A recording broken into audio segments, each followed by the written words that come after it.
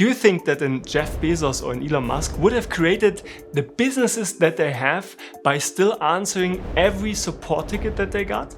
I don't think so.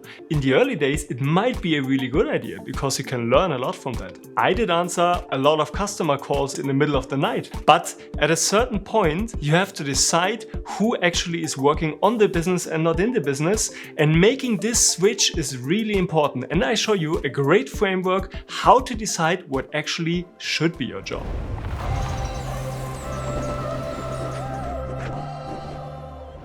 There are lots of things that you might delegate to other people, where you might hire people for and hand over the responsibility or automate them. But there are 5 things that I personally would never delegate. And this is inspired by Keith Cunningham. It's a great framework. I call it the CEO Big 5. And this is number 1.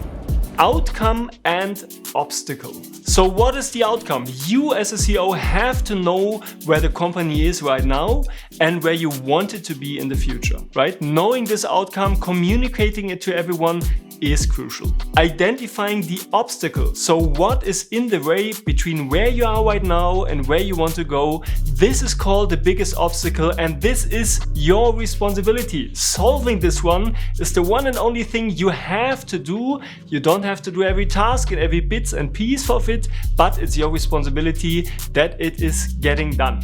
So this might mean multiple things. It might be you're not generating enough sales. So new business sales is the biggest obstacle to build the business that you want to build. So solving this one is your responsibility. Figuring out new ways, new ideas, hire different people, change people, whatever it is. It could be hiring in general, right? Attracting the right people. It could be a marketing thing. It could be a product market fit. So customers are not buying your product because you don't have an offer that is really attractive. So know the outcome, know the obstacle. This is number 1. So number 2 is building the strategy and the machine to overcome this obstacle.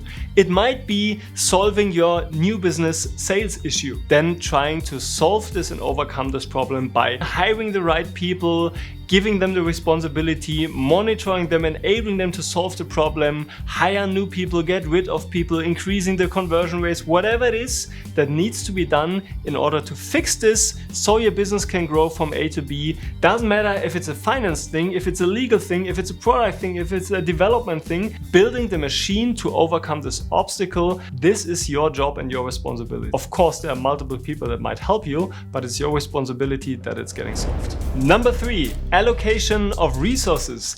Ensure that all your energy, time and budget, money goes where your strategy is, right? If you say, these are the areas that I will focus on and we will focus on as a company, ensure that you have the right people and budgets in place to actually execute on those plans. Number 4, org chart and who. This means hiring the right people, hiring A players, getting them into the org chart at the right position so that you can build up the company you want to build. And this is maybe one of the most important things because people make all the difference. And by putting in the right people in the right positions in your company, you can either make your life hell or you can make your life easygoing. So this is a game changer. Hiring A players, hiring the right people. Don't accept mediocrity. Crap always rolls downhill. This means set a high standard for yourself and for all the others, because the people you hired will hire other people. If they don't have a high standard, they won't hire people with high standards, and that's what you actually want. Number 5. Culture eats strategy for breakfast. That's a common quote from Peter Drucker, and I think he's absolutely right. So what does culture mean? This might mean build trust in the company. Do people trust each other? If not, that's a big culture issue. Do people actually address conflicts and problems early on and be open and transparent with that?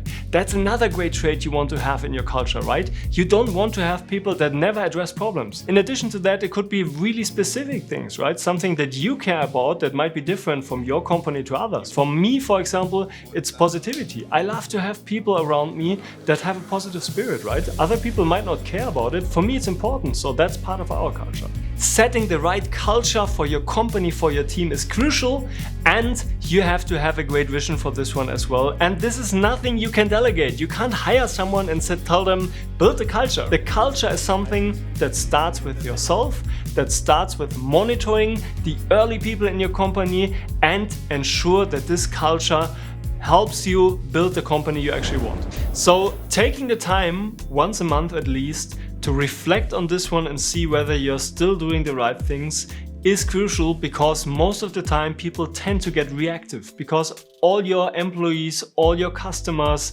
the world out there demands your time, and it's so easy to get lost and just get reactive into doing all the stuff people want from you, versus coming up with a plan, getting proactive and say, these are the things that actually move the needle and where I should spend my time. Plan it in advance in your calendar and get it going. Do a time and energy audit and see whether I actually work on this one enough. If not, delegate some things, eliminate some things, outsource some things, hire people to do some things that you're doing, so you can spend more time on those big five, because this means working on the business and building the company that you actually want to build. So is this a guarantee to build a business like Amazon? Probably not. There are multiple things that have to come true in order to build a beautiful business like that one. But I can promise you, if you do this, if you focus on those 5 things, you will probably spend your time the best you can. And this will help you build your own business in its best possible way.